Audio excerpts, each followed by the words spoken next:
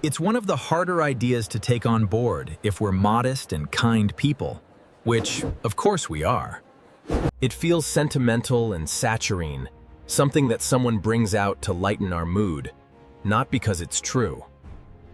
We were let go, not because we're odd, not because we're unsavory, not because we didn't earn enough, or don't have the right sort of hair or skin, or are bad in bed, or snored, or a bit stupid, or have questionable taste in clothes and music, but magically, because we were of all things, too good. Too kind, too thoughtful, too loyal, too marvelous. Something about us was too amazing to bear. We were like a resplendent sun that can't bear to be looked at. This kind of thing doesn't make much sense. Can a restaurant be too tasty? A hotel too beautiful? A coat too well cut? We're just weird. And have probably been since the start.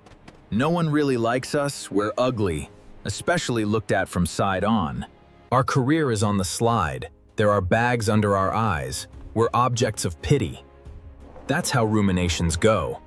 Until 6 o'clock when we finally get up and start another bleary day. But let us, without sentimentality. With all our faculties, let's return to the original supposition, not to charm or support, but to do justice to reality. When all our faults are considered, we may accept an odd thought. There can truly be such a thing as too nice. We won't understand the psychology of love unless we leave room for this peculiar-sounding concept. We won't be able to make sense of behavior or why certain relationships can't work without this theory.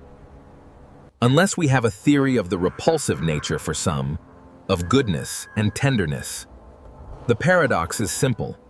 If we starve a child of affection, forcing them on a meager emotional diet, or brutally take love away, if we compare them to a sibling, beat them, or humiliate them, there will be consequences. One consequence is perverse. They will lose any appetite for kindness, taking fright at its approach.